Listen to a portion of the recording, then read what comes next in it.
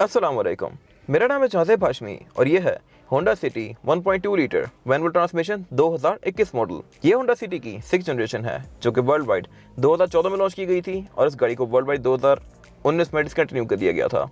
19 से ऑनवर्ड्स इस गाड़ी की 7th जनरेशन आ रही है, लेकिन पाकिस्तान में इस गाड़ी की 6th जनरेशन ऑफर की गई है, वो भी 2021 में। खैर, ये गाड़ी आपको ऑनवर्ड्स नजर आती रही होगी होंडा ग्रेस के नाम से। होंडा ग्रेस कंपैरेटिवली इस गाड़ी से काफ़ी ज़्यादा लोडेड होती है। इवन सिटी के अंदर कुछ वेरिएंट्स में सनरूफ भी आती है जो कि पाकिस्तान के अंदर नहीं दी गई, और उसकी वजह यह है कि अगर सनरूफ पाकिस्तान में आना शुरू हो जाए सिटी के अंदर तो उससे भी तो फौत ही हो जाए। खैर, ये गाड़ी भी कंपैरेटिवली पिछली गाड़ी से काफ़ी ज़्यादा अपग्रेडेड वर्जन है, इस तरह से कि इस गाड़ी में ऐसे बहुत सारे फीचर्स आते हैं जो कि पिछली गाड़ी में नहीं थे, और इवन इस कैटेगरी की भी कोई कार ऑफर नहीं करती। जैसे कि ये इस गाड़ी का बिल्कुल बेसिक वेरिएंट है, सिटी यहाँ से शुरू होती है, और इस गाड़ी में भी इवन डुअल एयरबैग्स आते हैं, मल्टीमीडिया स्क्रीन आती है, मीटर में स्क्रीन आती है, डिटेक्टेबल मिरर्स आते हैं, और उसके अलावा इसमें DRL भी आती हैं, और इसकी लुक भी लेटेस्ट है। इस गाड़ी की जो प्राइस है पाकिस्तान में वो है 26,15,000 रुपये। ये इसका बेसिक वेरिएंट है और सिटी 26,15,000 से शुरू होती है।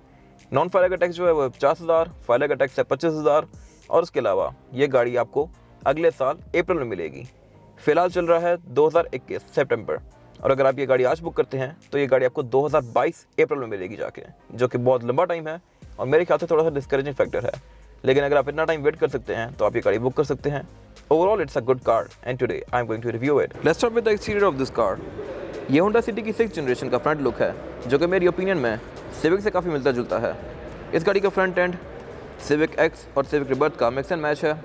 इस गाड़ी की हेडलाइट्स रिबर्थ से काफ़ी मिलती जुलती हैं, और इसकी जो ग्रिल है ये सिविक एक्स की ग्रिल से काफ़ी मिलती जुलती है, और इसका ओवरऑल फ्रंट लुक जो है ये भी काफ़ी अग्रेसिव है।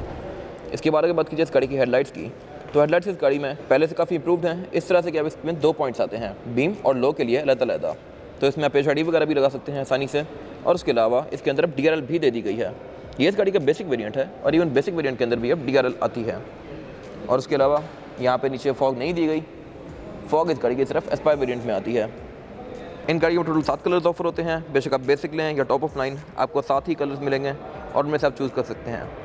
बाकी इस गाड़ी के बोनेट के अंदर भी करेक्टर लाइन्स दी गई हैं। इसके बारे में बात कीजिए इस गाड़ी की साइड प्रोफाइल की, तो साइड प्रोफाइल मेरी ओपिनियन में इस गाड़ी की काफ़ी खूबसूरत है। इसके अंदर काफ़ी स्ट्रॉन्ग करेक्टर लाइन्स दी गई हैं। एक करेक्टर लाइन दी गई है जो कि फ्रंट डोर से टेल लाइट तक कंटिन्यू करती है, और एक करेक्टर लाइन नीचे दी गई है।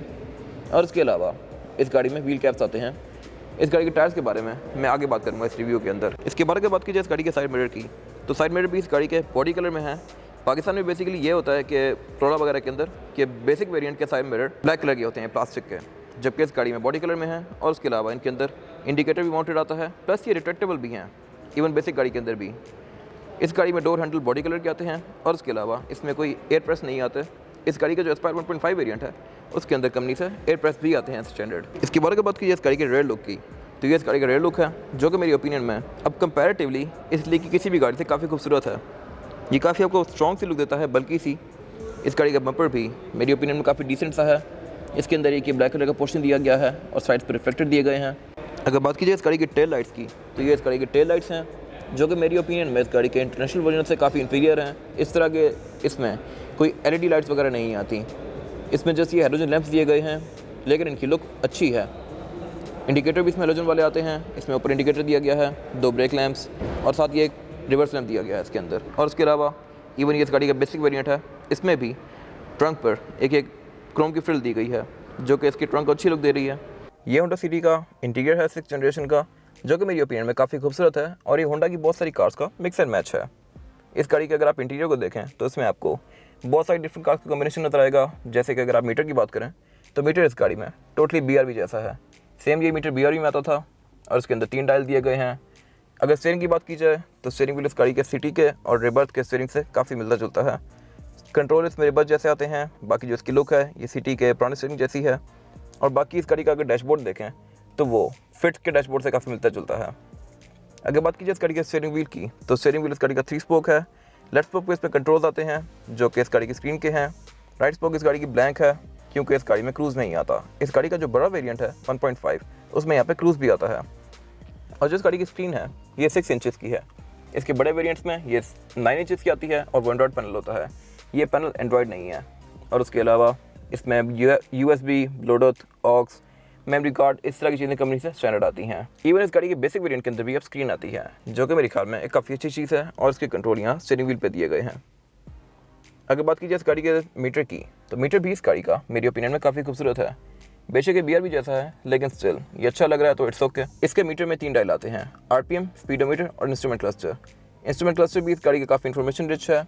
ये आपको टाइम, एवरेज किलोमीटर पर लीटर भी शो करवाता है इवन, और उसके अलावा trips, outside temperature, fuel, trip A, trip B, clock वगैरह, ऑडोमीटर, इस तरह की चीज़ें इसके अंदर शो होती हैं।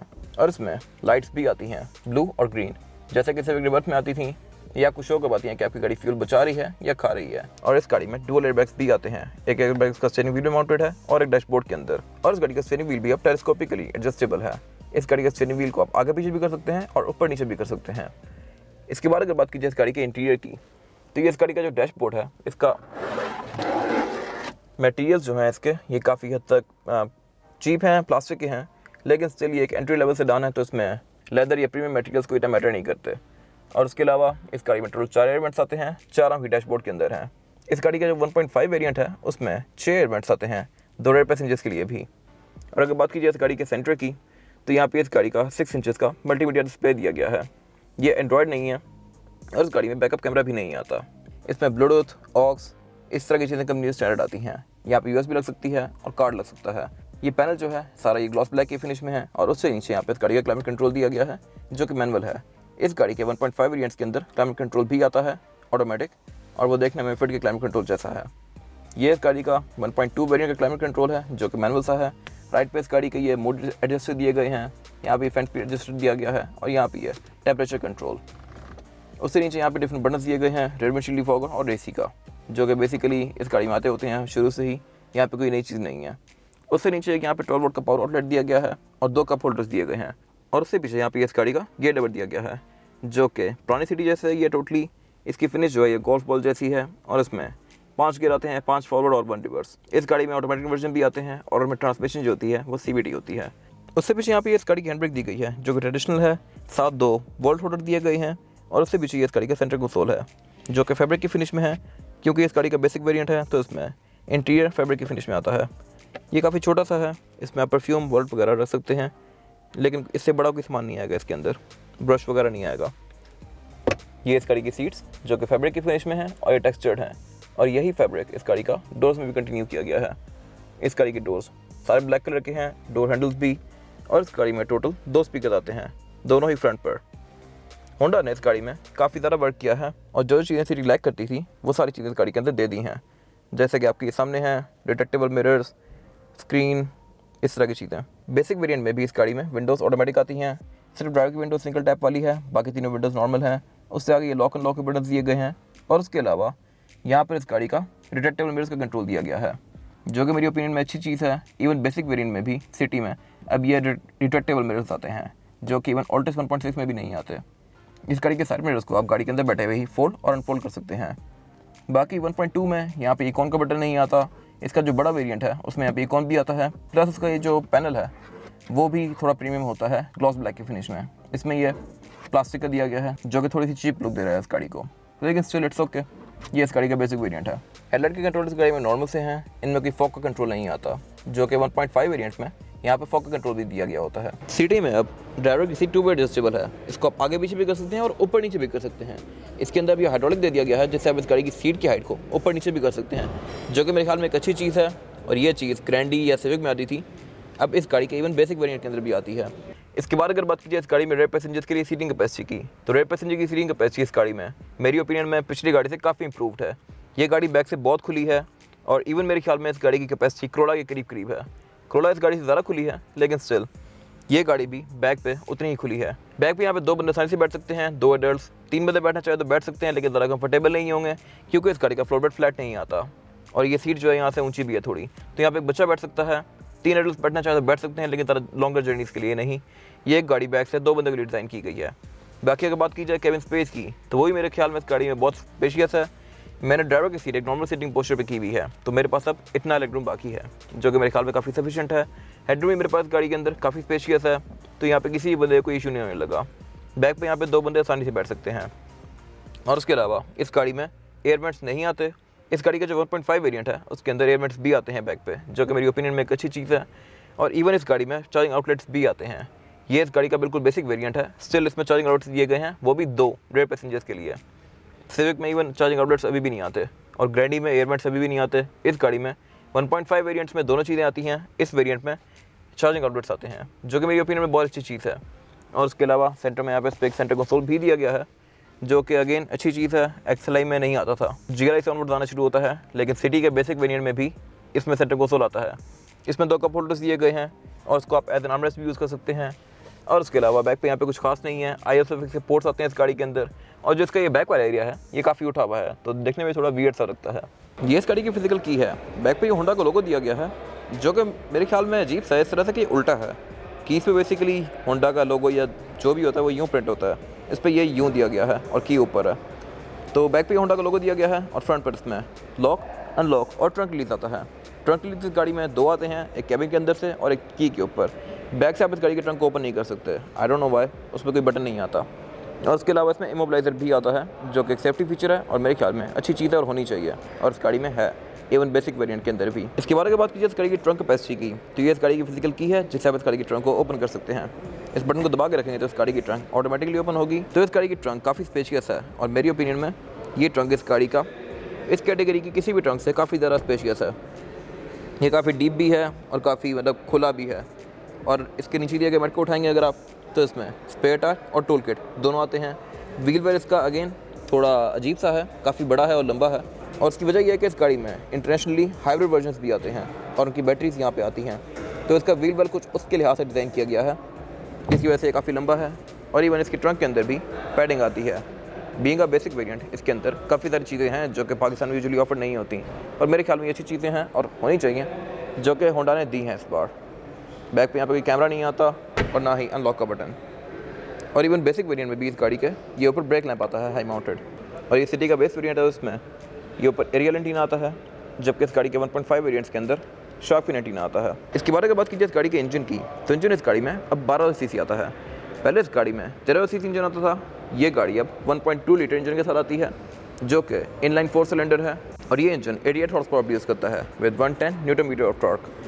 अब इस गाड़ी के साथ जो बड़े वर्जन आते हैं 1.5 लीटर या इवन 1.3 लीटर भी, उसमें ट्रांसमिशन जो ऑटोमेटिक है वो CVT आती है, CVT गेयर बॉक्स, जो कि इस गाड़ी की फ्यूल एफिशिएंसी और परफॉर्मेंस दोनों को काफ़ी बेहतर बना देता है। ये गाड़ी मैनुअल ट्रांसमिशन के साथ है और 12 सीसी इंजन भी मेरे ख्याल से इस गाड़ी के लिए सफिशिएंट है। ये गाड़ी आपको विदिन सिटी 14-15 की एवरेज दे सकती है आराम से, अगर आप इसको प्यार से चलाएं तो। लॉन्ग पर ये गाड़ी 17-18 भी चली जाती है, और इन दोनों गाड़ियों की एवरेज तकरीबन बराबर ही है विदिन सिटी। 1500 लें आप या 1200। 12 सीसी गाड़ी को थोड़ी एफर्ट करनी पड़ती है लॉन्ग पर और इवन शहर में भी, तो इसके RPM हाई रहते हैं, जबकि कंपैरेटिवली 15 सीसी गाड़ी का RPM थोड़ा रिलैक्स होता है, जिसकी वजह से ये दोनों गाड़ियाँ एवरेज तकरीबन करीब ही देती हैं। और उसके अलावा इस गाड़ी के सारे ही वेरिएंट्स के अंदर ABS स्टैंडर्ड आती है कंपनी से, और इवन EPS भी, इलेक्ट्रॉनिक पावर स्टीयरिंग। बाकी इस गाड़ी के बोनेट के अंदर कोई इंसुलेशन नहीं दी गई, जो कि मेरे ख्याल में होती तो अच्छी बात थी, लेकिन नहीं है, तो स्टिल इट्स ओके। इसके बारे में बात कीजिए इस गाड़ी के टायर साइज़ की, तो टायर साइज़ इस गाड़ी में आता है 175, 65 और 15। इस गाड़ी में 15 इंचज़ का स्टील रिम आता है और इस पर व्हील कैप्स आते हैं, और जो इस गाड़ी में टायर आता है वो यूरोस्टार का है। यही टायर पहले सिटी में आता था, 2009 से अब तक आता रहा है, और इवन यही टायर कंटिन्यू किया गया है आगे भी। ये टायर देखने में काफ़ी स्किनी सा है, लोग इसका मजाक उड़ाते हैं रक्शे का टायर, और मैं हाईली रिकमेंड करता हूँ कि आप ये लेके चेंज करवा दें। इस गाड़ी में टोटल 5 वेरिएंट्स आते हैं, 2 1.2 और 3 1.5। 1.2 मैनुअल ट्रांसमिशन की जो प्राइस है वो है 26,15,000, और जो टॉप ऑफ लाइन की प्राइस है एस्पायर 1.5 CVT की वो 31,90,000। ये गाड़ी 26.25 से तकरीबन 32 लाख रुपए तक के बीच में है।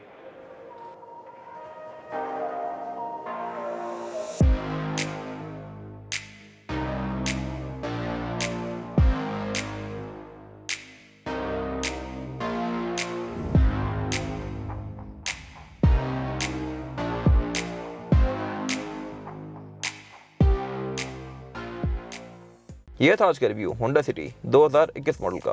अगर आपकी रिव्यू पसंद आया तो इस रिव्यू को लाइक कीजिए, मेरे चैनल को सब्सक्राइब कीजिए, और अगर आपके पास इस गाड़ी से रिलेटेड कोई भी राय है तो उसको कमेंट सेक्शन में ज़रूर शेयर कीजिएगा, ताकि वो लोग जिनके पास ये गाड़ी आने वाली है वो आपकी राय से फ़ायदा उठा सकें। अपना ख्याल रखिएगा। Thank you.